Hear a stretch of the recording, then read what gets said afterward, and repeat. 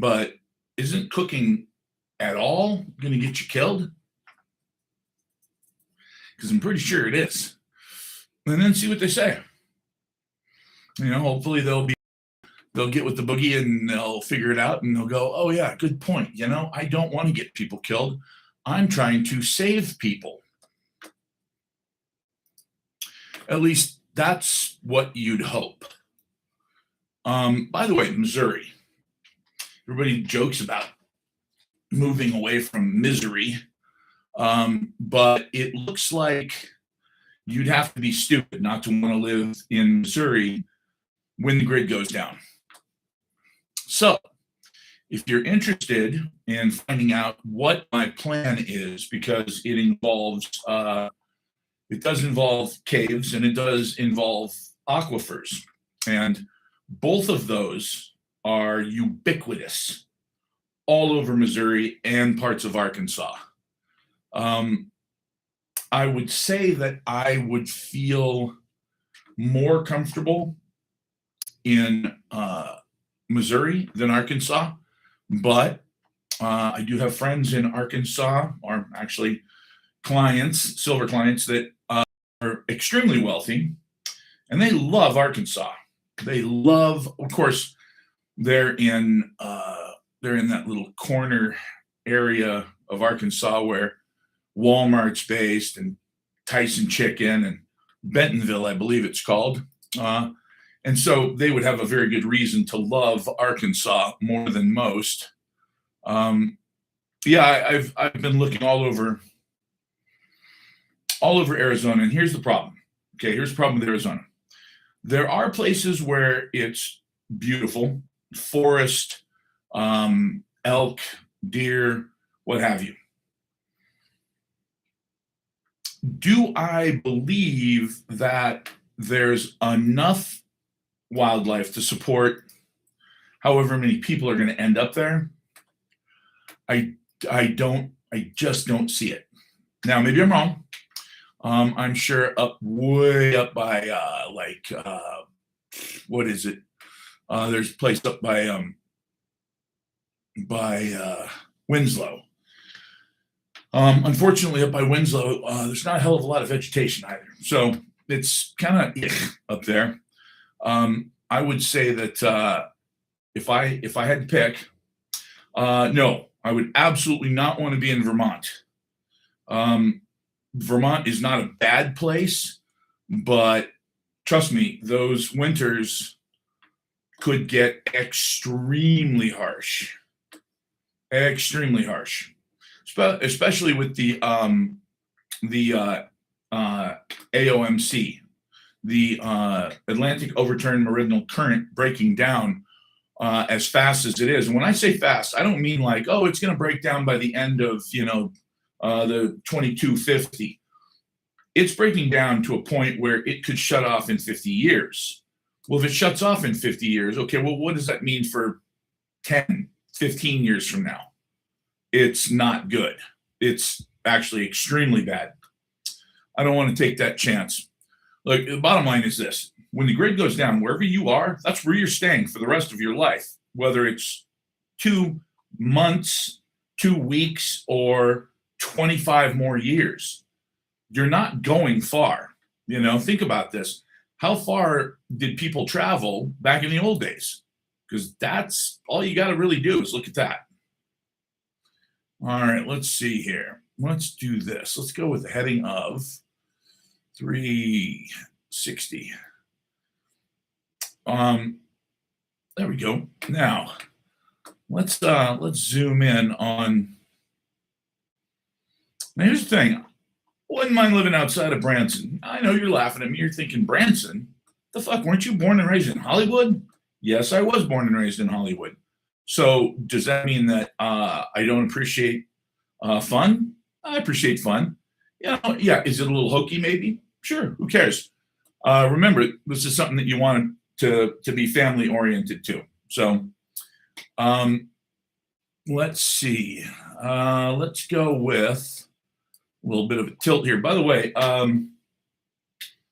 I'm still not ready to weigh in completely on the whole,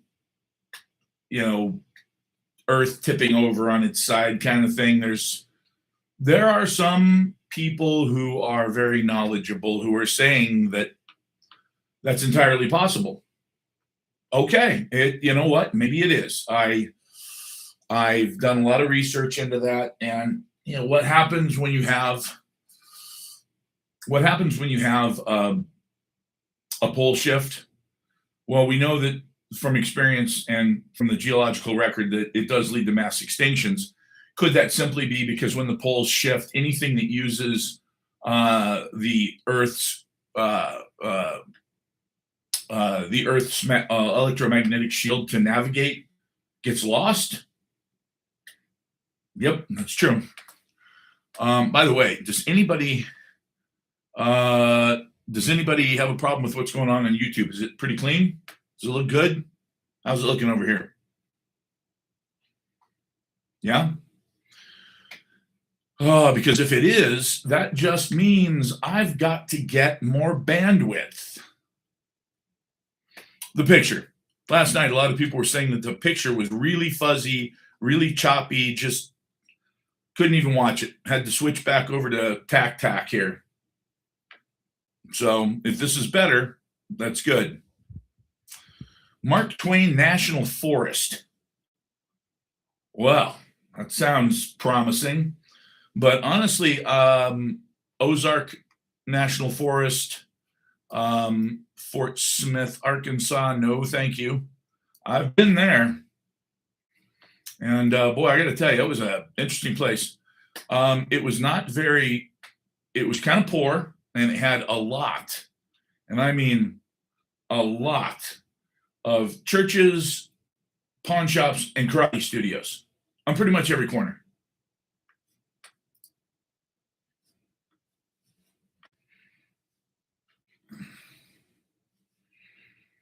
All right, so YouTube's clear. Okay, I like it. Springfield, Missouri. No.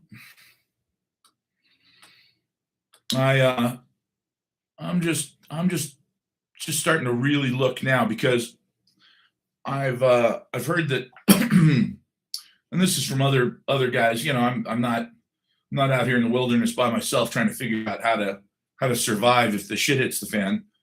There are a lot of guys who take this, in my opinion, way too seriously. Like they're praying for this to happen.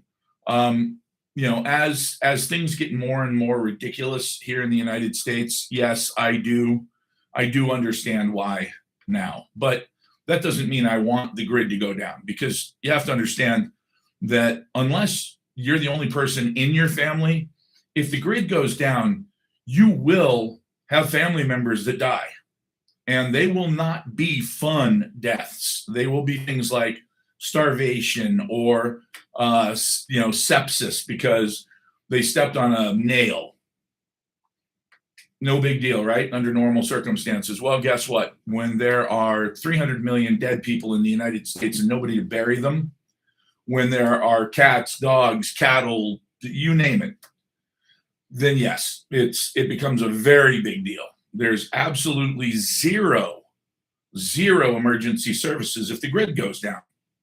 People don't think about stuff like this, but it begins to matter. So that's why the idea of living by yourself, the idea of making it on your own.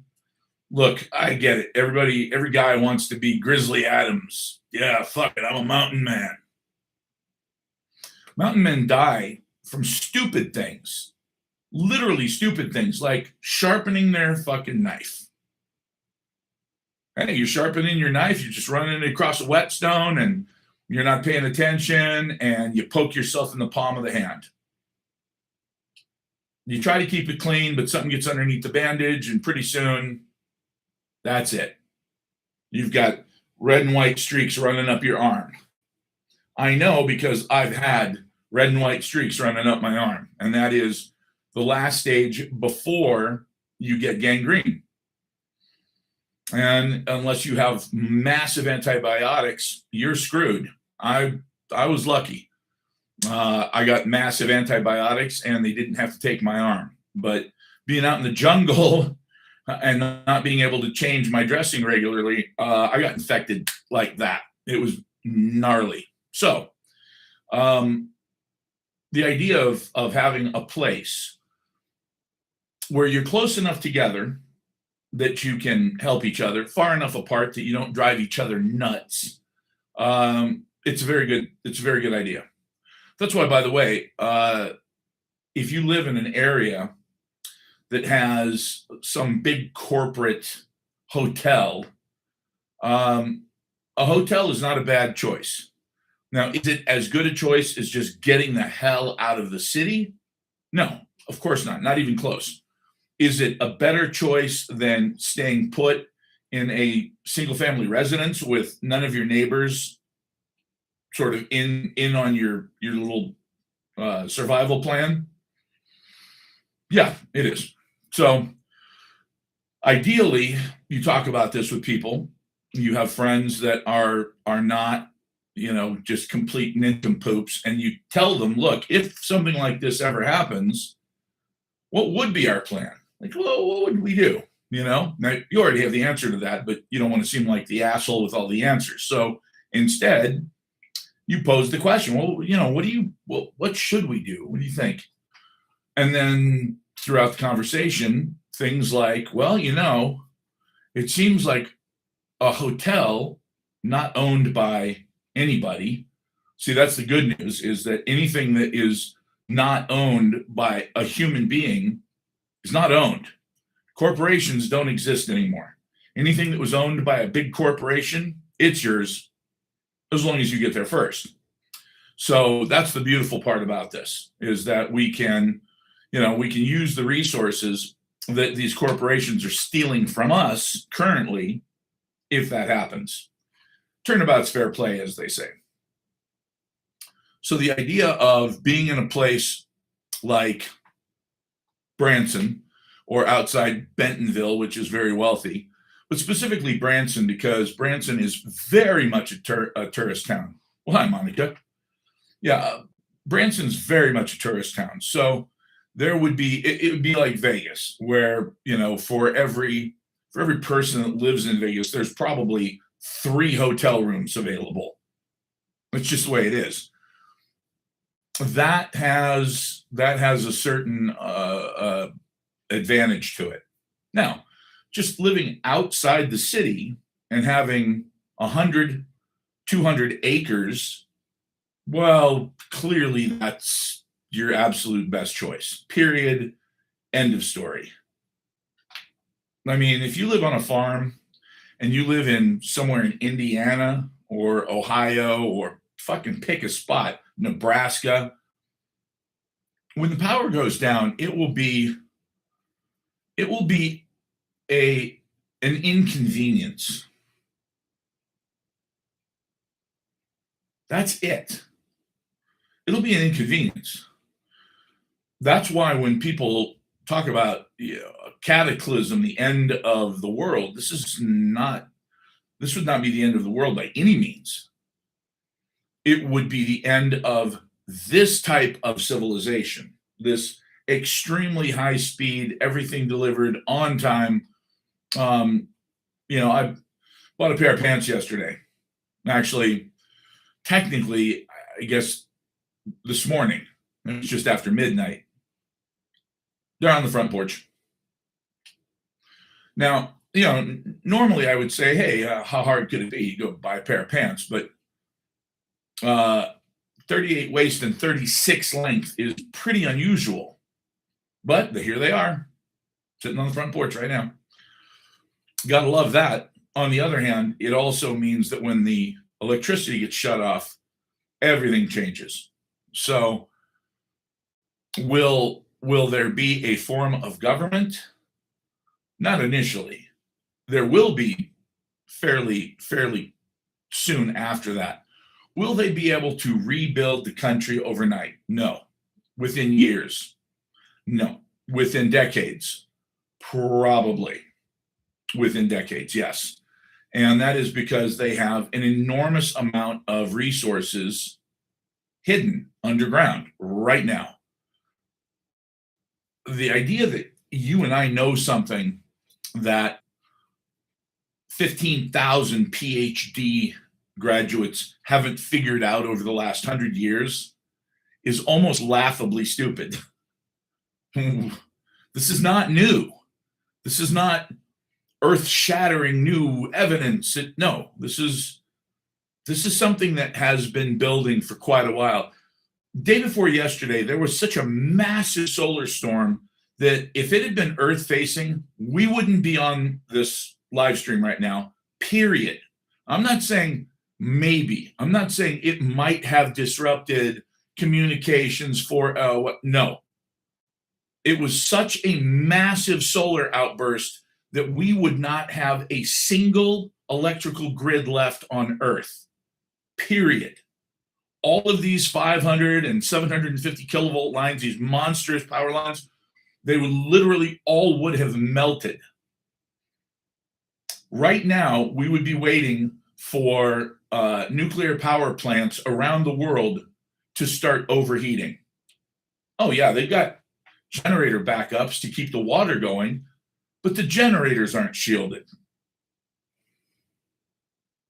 If they were shielded, then Fukushima wouldn't have happened. Fukushima had backup generators to keep the water flowing. So when the earthquake hit and screwed everything up, they kicked on. And then the 20-foot storm wall that they built to make sure that there was no possible way a tsunami could hit it, when that was swamped by a tsunami that was probably 3 times that size, it got right into where the generators were and destroyed them. And then the clock started ticking.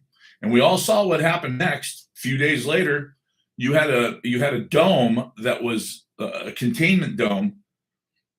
Give you example number 4. That containment dome was several feet thick of reinforced concrete with rebar running all through it.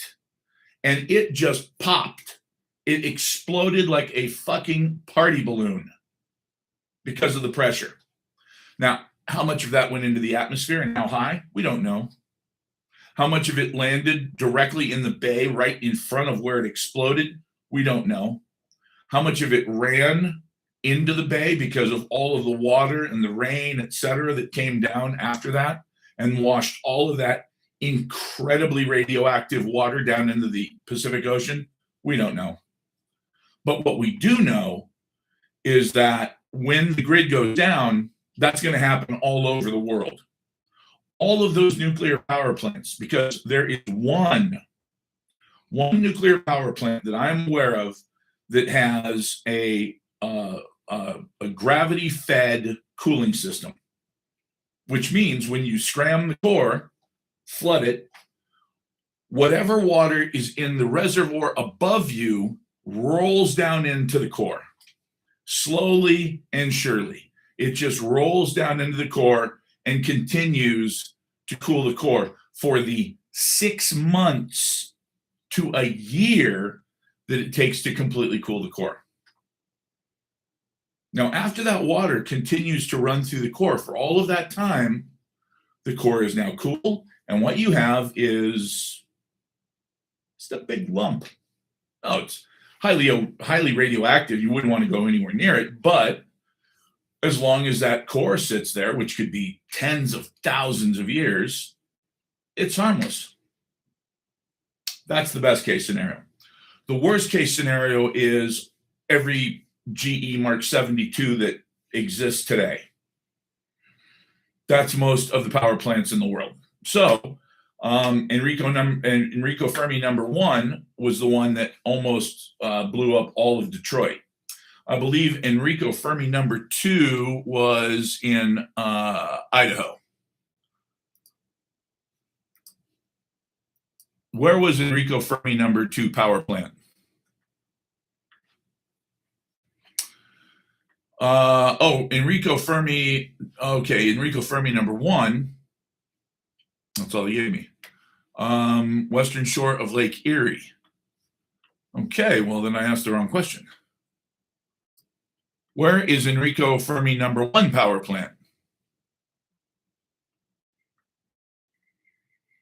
shores of Lake Erie. Okay, so they're sitting next to each other, same place. That's the book I was talking about a while back. John G. Fuller, I believe it is. We Almost Lost Detroit. Let's see.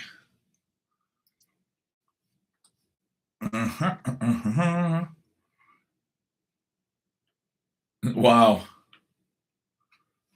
What is this? The End of the Road in Michigan. We Almost Lost Detroit. Oh, it's a video. I was going to say that's not the title of the book. I know. It was the first book I ever read as a kid. We Almost Lost Detroit. Yeah. How's that for a way to break in your kid? Here, son, since you're so good at reading, read this. It's like, oh shit. Areas around Chernobyl. Yeah, absolutely. And that, that's the key, is that we're gonna let's, as a matter of fact, it's a great idea right now. How many nuclear power plants are there in Missouri, and where are they? 1, the Callaway Energy Center. Okay, roughly 80 miles west of St. Louis. Now, if I'm not mistaken, let's see here. St. Louis, Callaway. Ooh, St. Louis, that puts it all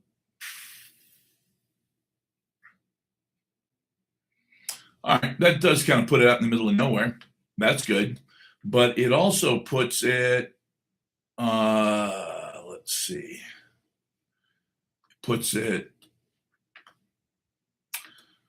looks like a couple hundred miles north of Branson or Springfield. And it also looks like it's jet stream heads east up at that latitude. So yeah.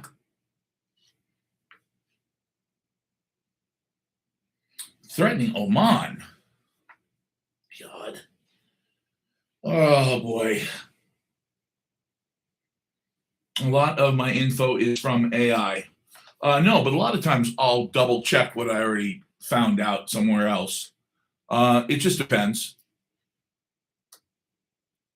And yeah, I mean, Google has been fairly good to me so far. There are a few things that if it's really highly political, that makes me a little nervous. And that's simply because they have an agenda. I watched an interview with Vladimir Putin back in 2022 or 23, right after they invaded the Donbass region. And he was explaining that he didn't want to go to war with the United States at all, that he thought that would be suicide. And that, of course, worse, if you went to war with the United States, then that would mean NATO as well, which would give Russia an even slimmer chance of victory. And he said, and at that point, there's only one option for us, and that's to go nuclear. And clearly, nobody wants that. Not us, not anybody. So, no, I don't want to go to war with the United States. And I thought, oh, cool. I tried to look it up. That interview never happened. I mean, I watched it. So I'm sure that if I found the right search engine and I went on to some Russian thing, or maybe Al Jazeera somewhere, it's there. But it was Russian state television, and I watched it with my own eyes. So I know that he said that. I know that it happened. But according to us now, no. He wants to go to war with Europe, and he wants to go to war with the United States, and he wants to go to war with everybody.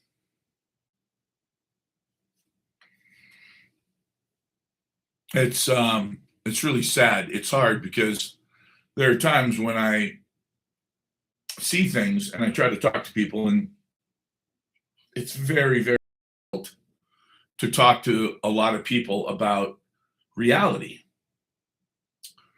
If you talk to people about about Russia and how long the ethnic Russians were being killed by neo-Nazis in the Donbass region of Ukraine, they go, "What are you talking about?" So from 2014 until what, 2022, there were people being murdered every single day, like civilians. And they were all ethnic Russians. They were Ukrainians, but ethnically they were Russians. Well, okay, that means that the Ukrainians don't want them. They don't want them to live there. Now, they may have lived there for 10 generations, 200, 300 years, but their background is Russian and they speak Russian. Now, a lot of them speak Russian and Ukrainian, but to the Nazis, and believe me, there are real Nazis in Ukraine. I have seen all about the Azov battalion, etc. These guys went and tried to drive them out of Ukraine by killing them, terrorizing them. And it's like, okay, so if you had Nazis in Michigan killing anybody, Catholics, what would the United States of America do? Let's say it was Puerto Rico. Okay, that's just a protectorate. Let's say it was Cuba, and you had a bunch of Nazis killing a bunch of Catholics in Cuba. What would we do? Well, that's obvious. We invade countries with any day that ends in Y. So we would go down there and we'd invade Cuba, and we would kick the crap out of the Nazis. And then we'd stay and we'd take over the country. Well, what Russia said was, look, it's been, you gotta stop these guys from killing our people, or else. And they went through accords and they signed this and they did that and back and forth, and nothing slowed them down. The Azov battalion was still just going in there and just terrorizing innocent villages. And Putin finally said, if this doesn't stop, I will stop it. And everybody said, hey, man, do what you got to do. I watched as Joe Biden on television, on CNN, said, well, because he was asked, what are you going to do if Russia invades Ukraine as part of denazification, as a special action? And he said, well, it really depends on whether or not it's a full invasion or if they're just going into the eastern part to protect the ethnic Russians. And I went, oh, so we're cool with this. All right, we're cool with it. Obviously, we're cool with it. He's fucking president of the United States. He's the president of the United States. He just said, if it's a full-on invasion of Ukraine, no, we're not going to stand for that. But if they're just going in to clear out and protect the Russians, that's different. And I was like, oh, okay, well, that's cool. Apparently, Putin, dumbass, thought the same thing. So he went in with 90,000 troops into the Donbass region. And everybody went, oh my God, Russia just unprovoked invaded Ukraine. It's like, wait, hold on. What just happened here? 3 weeks ago, we were talking about the fact that these Nazis were killing innocent villagers, and this is terrible. And if they didn't stop, it was closing in on what we would all call genocide. And then 3 weeks later, everybody was like, oh my God, Putin is a monster. What a fucking animal. It's like, what? Holy shit. The president even said, if it's a police action, that's one thing. What the hell? What happened in 1994 Budapest Memorandum, UK, Russia, and the USA? I'm going to have to assume that what you mean is that when we told Russia that we weren't going to put another country into NATO, not a single country, because then we put 8 more into NATO. Boom, boom, boom, boom, boom, all along their border. All along their border. Oh, you're talking about when Ukraine gave up their nukes. Right. Awesome. Okay. So when they gave up their nukes, and then Russia said, okay, cool, then everything's good. We're all good. And then a group of Nazis started to slaughter innocent civilians, and the Jewish president couldn't do anything about it. Do the math there. So we're supposed to go, well, Russia, you agreed.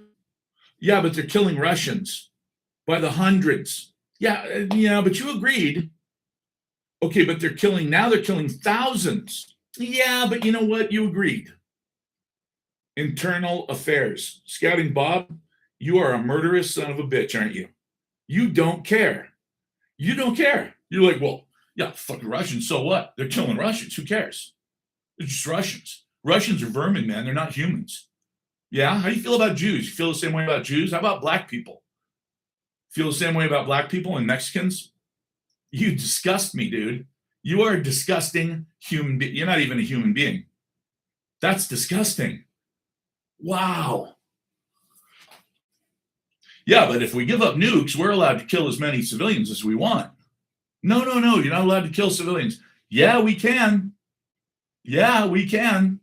No, you put the words in your mouth. You will not defend all of those children, all of those old women who were murdered by Nazis in Ukraine, the most corrupt country on earth. And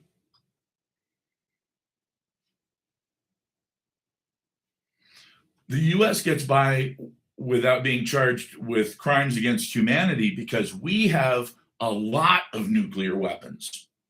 And we also have the petrodollar. We had an agreement. I can't believe that you're still sticking with that, Bob.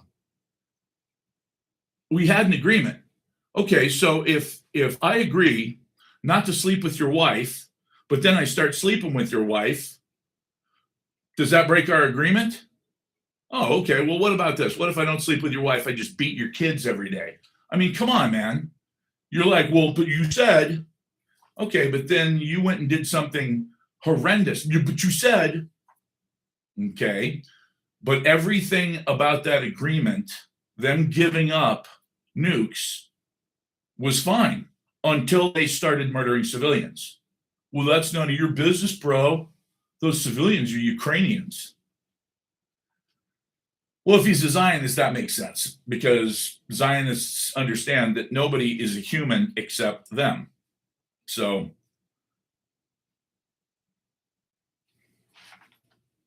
well, that's the thing.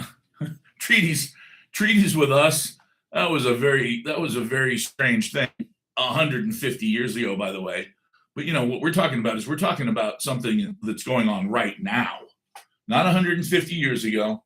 And by the way, when I started reading the accounts by the Indians of what they did to each other, oh my God, it is the worst. They're the worst kind of war crimes you can commit against another human being. What the Indians did to each other. And then when we started to fight them, that's what they did to us. And we were like, nope. This ain't gonna work. So yeah, I mean, we've had a lot of stupid wars in Europe, but I don't remember how long ago it was that we had wars where we actually ate each other. That's got to be a long time ago. What the Indians were doing before any man, before any white man came here, they were skinning each other alive. They were tying each other to posts in the middle of a bonfire and making sure that the bonfire was just small enough that it didn't actually kill them, that it just cooked them very slowly. Pretty nasty. Oh yeah, it's what the IDF is doing today. The only difference is 200, 300 years ago versus 2 or 3 days ago. It's just crazy. I mean, that's the thing that bothers me the most is that it's like, okay, where's the evolution? Where's the progress here? Because we wouldn't condone that now. We wouldn't do that now. We don't eat people. World War II was a pretty brutal war in the Pacific. Marines did not eat people. Of course, we thought they thought we did. That was one of the sad parts about Okinawa, is how many people threw themselves off the cliffs rather than being eaten by Marines.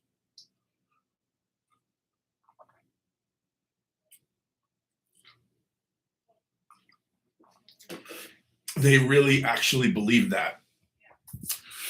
I've been to some of the sites, the cliffs where they literally pushed their families off and then turned around and walked backwards. I do eat at McDonald's once in a while, yeah. I don't ever eat their hamburgers. Ugh. Their hamburgers man, when I was a teenager, I could eat 12 Big Macs. But now I only go there for their sausage and egg McMuffins. Sausage, egg, and cheese McMuffin, to be exact. Yeah, that's what it is. And it's absolutely fantastic. 2 for $5.50. $2 for $5.50. You can't beat that. I know. Each one of them cuts 12 minutes off my life. Those were the depends. I don't know who I am. Shit myself and my great, great, great, great grandchildren have to change me kind of minutes anyway. I'll just cut those out. I'm okay with cutting those out. I'm going to live to be 130 anyway. So, a couple things. Think about this because it is not going down from here. It's only going up. Now, if I could tell you with any certainty that the S&P 500 is not only not near its high, but technically I could show you on paper how it should be triple where it is now, you'd be foolish not to buy it. I can do that with silver. I can show you where $38 in 1979 is $154 right now. Actually, it's higher than that. They did that number last year. Well, we'll see. We'll see. It just, is the dollar going up or down? Well, that depends on whether or not they decide to turn the printer on. It's that simple. Austerity means it gets much, much stronger, which makes everything that we have much, much more expensive on the world market. Not necessarily good for us, although we don't produce a hell of a lot anymore. So sadly, that means that there's not a lot that we're going to lose there. A cheeseburger at McDonald's, thousands of miles away from another, tastes exactly the same. I know. If that's not proof that there's a God and that God loves us, well, what other proof do you need? Miracles are real. The bond markets are prepared to be collapsed. That is true. The bond markets, look, if the bond markets keep going up, look at the charts. Every time they've done this for the last 55, 60 years, it has led to an absolute market just collapse. Will that happen?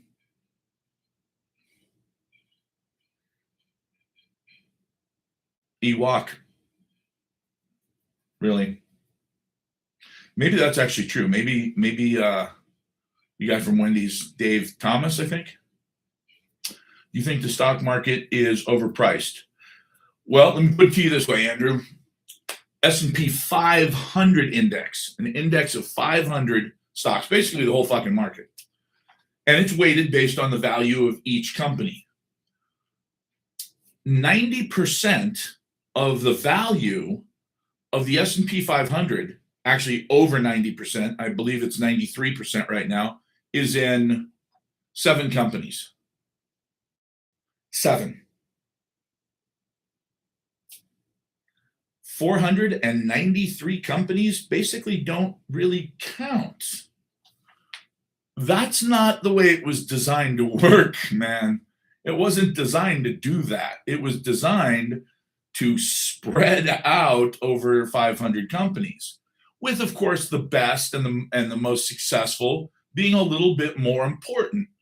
But to have the magnificent 7 turn out to be worth basically the entire index, no, I would not be anywhere near that right now. And the reason I say that is because I've heard this hype before, man.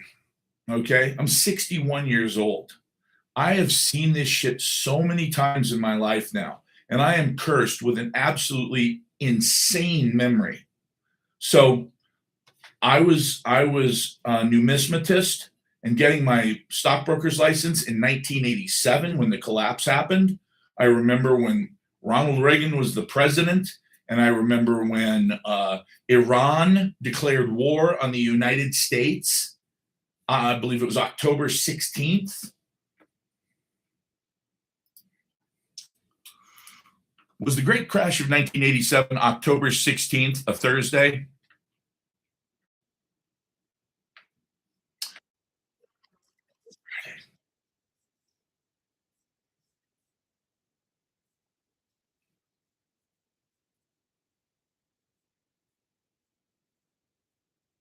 Yep.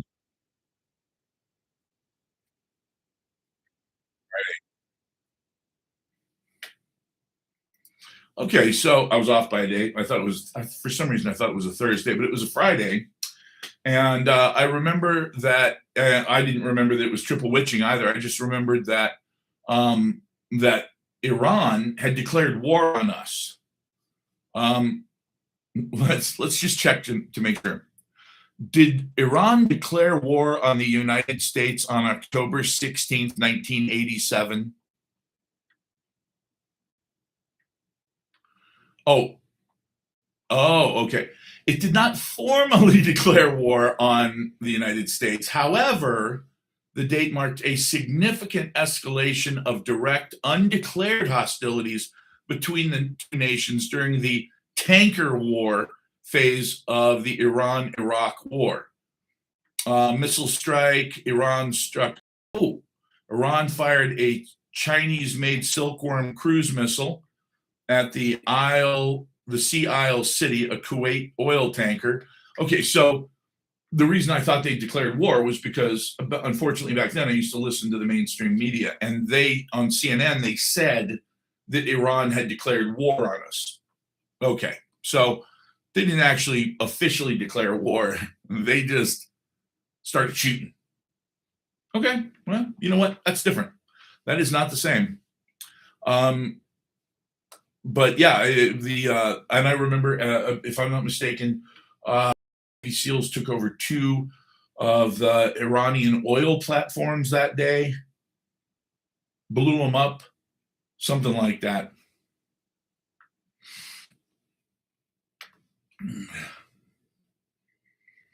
An intifada. Intifadas. Those are the things, the big long trunks, right? The males have tusks. Do the female intifadas have tusks? I don't remember that. I don't think they do. I'd hate to be a male intifada if that's the case, because boy, let me tell you something. I have pissed some women off, and I'm glad they didn't have tusks. All right, folks. Well, this is going to be a shortened day because I have got to go pick up some of these for a customer. So I'm going to take care of that. You guys be good. Tomorrow, we'll be doing live stream. Make sure you follow me here and follow me on YouTube as well, because I want to get to 400. I'm at 394 people on YouTube. I'm just starting. So if you can go over there and subscribe to my channel, Bacon Corn Fed, it's right there, Bacon Corn Fed, that would be awesome. All right, you guys. See you soon. All right. Woo! I made 1 cent. cent just now. How amazing is that? I made 1 penny on Tic Tac right now. I don't know where I'm going to spend that.